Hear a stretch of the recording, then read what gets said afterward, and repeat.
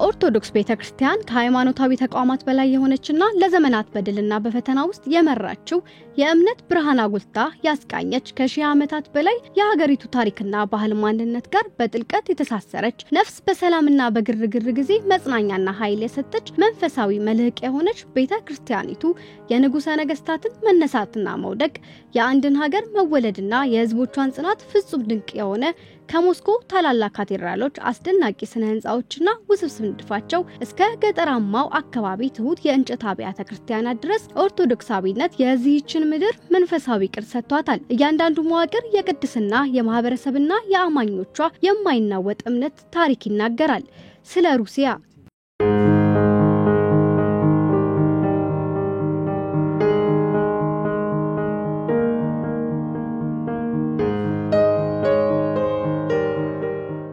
የቤተክርስቲያኒቱ ትምህርቶችና ስርዓት የአማኞቿን መንፈሳዊ ህይወት ብቻ ሳይሆን የሀገሪቱ ሰፋ ያለ ባህላዊና ማህበራዊ መዋቅር ላይ ጭምር ተጽዕኖ አሳድሯል። የቤተክርስቲያን መዘምራን ቡድን የሚያስተጋባ ዜማዎች፣ ደማቅ ስዕሎችና የማይጠፋ የቅዱሳን ስዕሎች ውበት በሩሲያ የባህል ቅርስ ላይ የማይጠፋ አሻራ ትቷል። በፍጥነት በሚለዋወጠው ዓለም ውስጥ የሩሲያ ኦርቶዶክስ ቤተክርስቲያን ለመሰረታዊ እሴቶቿ ታማኝ ሆና አዳዲስ ተግዳሮቶችን እየተቋቋመች የመንፈሳዊ መመሪያና የሞራል ስልጣን ምንጭና ቀጥላለች።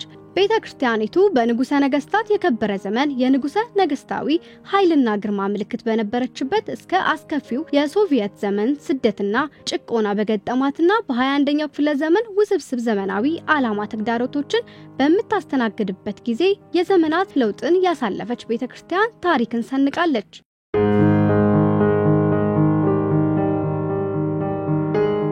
የሩሲያ ኦርቶዶክስ ቤተክርስቲያን በሚሊዮኖች የሚቆጠሩ ሰዎች ህይወት በመቅረጽና በዓለም መድረክ ላይ የማይጠፋ ምልክት በመተው ኃይል ሆና ቀጥላለች።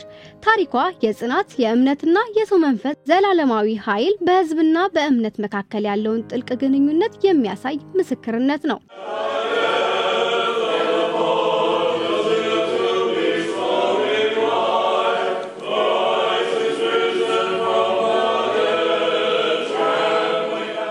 በሩሲያ በሚገኘው ካቴድራሎች ውስጥ የፋሲካ በዓል በታላቅ ድምቀት ይከበራል። በተለይም በሞስኮ የሚገኘው የክርስቶስ አዳኝ ካቴድራል የዚህ በዓል ማዕከል ሲሆን በሩሲያ ኦርቶዶክስ ቤተክርስቲያን ፓትርያርክ የሚመራው ዋናው የፋሲካ ሥርዓተ ቅዳሴ እዚሁ ይከናወናል። የበዓሉ አከባበር ቅዳሜ ምሽት ላይ የሚጀምር ሲሆን ምዕመናን በደማቅ ልብሶቻቸው ወደ ካቴድራሉ ይጎርፋሉ። በእኩለ ሌሊት የቤተክርስቲያኒቱ ደውሎች የኢየሱስ ክርስቶስን ትንሣኤ ደስታ ያውጃሉ። ካህናቱ መስቀልና ሻማዎችን ይዘው ወደ መሳለሚያው ይመጣሉ።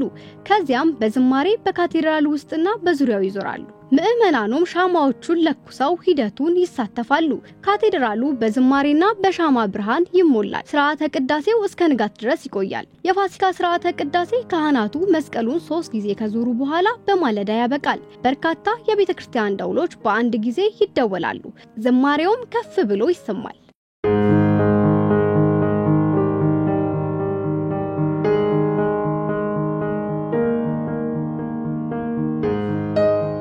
በዚህ ጊዜ በድንጋይ የተዘጋው የቅዱስ መቃብር ዝግ በሮች ያመላክታል።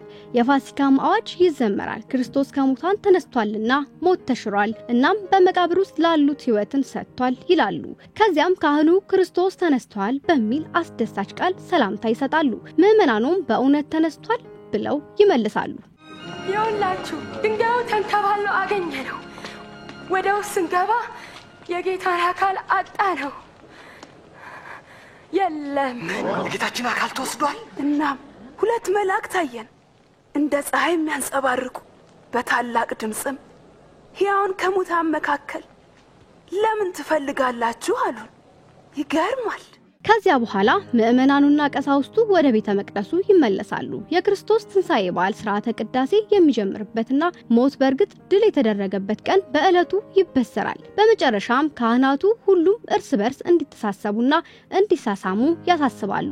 ምዕመናኑም ይህን ጥሪ በደስታ ይቀበላሉ። ባህላዊ የፋሲካ ሰላምታ በየቦታው ይሰማል። በተጨማሪም በሴንት ፒተርስበርግ በሚገኘው ጴጥሮስና ጳውሎስ ካቴድራል ዓመታዊ የፋሲካ ትዕይንት ይካሄዳሉ። እንዲሁም ሌሎች አብያተ ክርስቲያናትም በየአካባቢያቸው የፋሲካን በዓል በልዩ ሥርዓቶች ያከብራሉ። የሩሲያ ኦርቶዶክስ ቤተክርስቲያን በሩሲያ ስነ ጥበብ ስነ ህንጻና ውበት ላይ ጥልቅ ተጽዕኖ አሳድራለች። ይህ ተጽዕኖ የሩሲያን ምድር በሚያጌጡ ግርማ ሞገስ የተላበሱ ካቴድራሎች፣ የውስጣቸው ክፍል በሚያጌጡ ውስብስብ ምልክቶች ቅዱስ ቦታዎችን በሚሞላው ነፍስን በሚነካ ስርዓተ አምልኮ ዜማ ላይ በግልጽ ይታያል። የቤተክርስቲያኒቱ ውበትና በመንፈሳዊነት ላይ ያላት አስተዋጽኦ አስደናቂ ካቴድራሎች፣ ውስብስብ ምልክቶች፣ ነፍስን የሚነካ ስርዓተ አምልኮ ዜማ በመፍጠር ተገልጿል። እነዚህ ክንውኖች ጥበባዊ ጥረቶች ብቻ አይደሉም፣ ከአማኞች መንፈሳዊ ህይወት ጋር በጥልቅ የተሳሰሩ ጭምር ናቸው። በምድራዊና በመለኮታዊ መካከል እንደ ድልድይ ያገለግላሉ።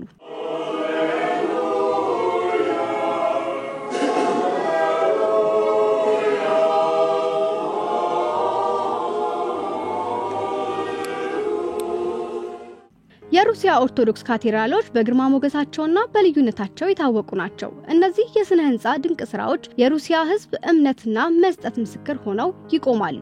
ወደ ሰማይ የሚወጡት ግዙፍ መዋቅሮችም መንፈሳዊ ምኞትን የሚያመላክት መለኮታዊ ምልክት ነው። የሽንኩርት ቅርጽ ያላቸው ጉልላቶች የሩሲያ ቤተክርስቲያን ስነ ህንጻ ልዩ ባህሪ ወደ ሰማይ ከፍ ብሎ ይወጣሉ። ይህም ፈጣሪን ለመድረስ ያለው ምኞት ያመላክታል። እነዚህ ጉልላቶች ብዙውን ጊዜ በፀሐይ ብርሃን የሚንጸባረቁና የሚያብረቀርቁ የስነ ህንጻ ባህሪያት ብቻ አይደሉም፣ በጥልቅ መንፈሳዊ ትርጉም የተሞሉ ጭምር ናቸው። በውስጥ ግድግዳቸው ደማቅ ቅዱስ ስዕሎች ያጌጡ ናቸው። ከመጽሐፍ ቅዱስና ከቅዱሳን ህይወት ትዕይንቶች የሚያሳዩ እነዚህ ስዕለ አድኖች ያጌጡና አማኞችን የሚያስተምሩ፣ የሚያነሳሱ የእይታ ስብከቶች ሆነው ያገለግላሉ።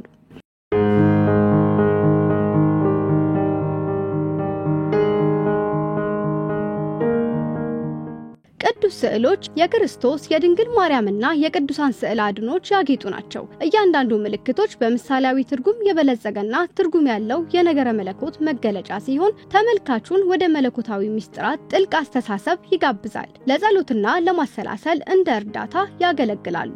አማኞች ከመለኮት ጋር ያገናኛሉ። በስዕሉ ፊት መጸለይ ጥልቅ ግላዊና መንፈሳዊ ልምድ ነው። ከዓላማው በላይ ካለው መለኮት ጋር የማገናኘትም ጊዜ ነው። የሩሲያ ምስለ ስዕል የተራዘሙ ምስሎች፣ የተረጋጋ መግለጫዎችና መለኮታዊ ብርሃንን ለማመላከት የወርቅ ቅጠል አጠቃቀም የሚታወቅበት ልዩ ዘይቤ አዳብሯል። ይህ ዘይቤ ከመንፈሳዊ በላይ በቁሳዊ ላይ አጽንኦት በመስጠት የሰው ልጅን እንደ እግዚአብሔር መልክ የፈጠረ ከእርሱ ጋር ዘላለማዊ ህብረት እንዲኖረው የታሰበ ፍጡር የሚለውን የኦርቶዶክስ ግንዛቤን ያንጸባርቃል።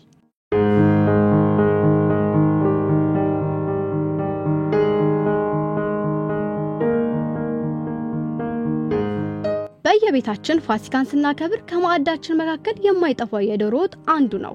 ዶሮ ካለ ደግሞ ተሻምተን የምንበላው እንቁላል መኖሩ አይቀሬ ነው። ከወደ ሩሲያ ደግሞ በጣም ዝነኛ የፋሲካ እንቁላሎች አድናቆትንና ግርምትን ጫሪ ናቸው። የሩሲያ የፋሲካ እንቁላሎች በሩሲያ የፋሲካ በዓል ውስጥ ትልቅ ቦታ የሚሰጠው በዓል ነው። ከቀለም ከተቀቡ ቀላል እንቁላሎች ጀምሮ እስከ እንደ ፋብሪኬ እንቁላሎች ያሉ እጅግ የላቁ የጌጣጌጥ ስራዎች ድረስ የተለያዩ ቅርጾችና መጠኖች አሏቸው። የፋሲካ እንቁላሎች የመስጠት ባህል በሩሲያ ከጥንት ጀምሮ የነበረ ሲሆን የጸደይ መምጣትና አዲስ ህይወትን ያመላክታል።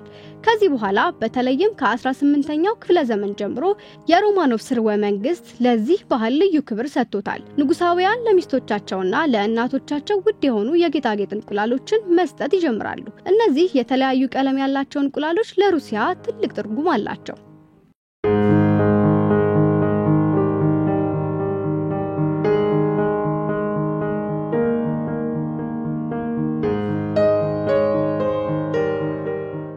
ክራሽንኪ በቀላሉ በአንድ አይነት ቀለም የተቀላቀሉ እንቁላሎች ናቸው። ቀለሙ ብዙውን ጊዜ ቀይ ሲሆን ይህም የክርስቶስ ደምና የህይወትን ድል ያመላክታል። ነገር ግን ሌሎች ቀለሞች ጥቅም ላይ ይውላሉ። ፒሳንኪ በእጅ የተሳሉባቸው ወይም በልዩ ቴክኒኮች ያጌጡ እንቁላሎች ናቸው። እነዚህ እንቁላሎች ውስብስብ የሆኑ ባህላዊ ንድፎችና ምልክቶችን ሊይዙ ይችላሉ። ሌላኛው ፋብሪኬ እንቁላል ነው። እነዚህም በዓለም ላይ በጣም ዝነኛ የሩሲያ እንቁላሎች ናቸው። በጌጣጌጥ ባለሙያ ፒተር ካልብ ፋብሪኬ የተሰሩ ሲሆን እጅግ በጣም ውድ የሆኑ ማዕድናት በከበሩ ድንጋዮች ያጌጡ ናቸው። እያንዳንዱ እንቁላል ልዩ ታሪክና ከውስጡ ድንገተኛ ስጦታ ይዟል። ለሩሲያ ንጉሳዊ ቤተሰብ የተሰሩ 50 የንጉሠ ነገሥታት ፋሲካ እንቁላሎች ይታወቃሉ።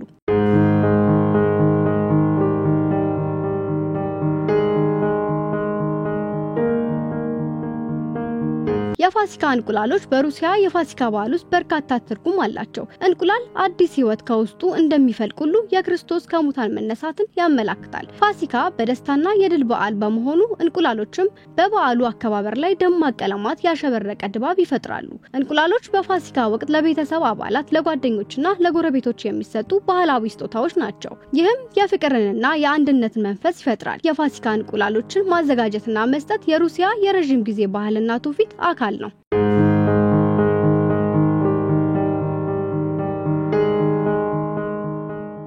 በፋሲካ እሁድ ሰዎች የተቀቡትንና ያጌጡትን እንቁላሎች ይዘው ወደ ቤተክርስቲያን ይሄዳሉ። ከሥርዓተ ቅዳሴ በኋላ እንቁላሎቹን ይለዋወጣሉ። እንዲሁም የተለያዩ የፋሲካ ጨዋታዎችን በእንቁላሎቹ ይጫወታሉ። እንቁላሉንም በማጋጨት የትኛውንም ጠንካራ ነው የሚባል ጨዋታ ሲሆን ተጫዋቾቹም የእንቁላሎቹን ጫፍ በማጋጨት የሌላውን ለመስበር ይሞክራሉ። እንቁላሉ ያልተሰበረበትም ሰው ያሸንፋል። በአጠቃላይ የሩሲያ የፋሲካ እንቁላሎች የዚህ ትልቅ የክርስትና በዓል ወሳኝ አካል ናቸው። ታሪካዊ፣ ጥበባዊና ባህላዊ ጠቀሜታ ያላቸው ከመሆኑም በላይ የደስታ፣ የተስፋና የአዲስ ሕይወት ምልክት ሆነው ይዘልቃሉ።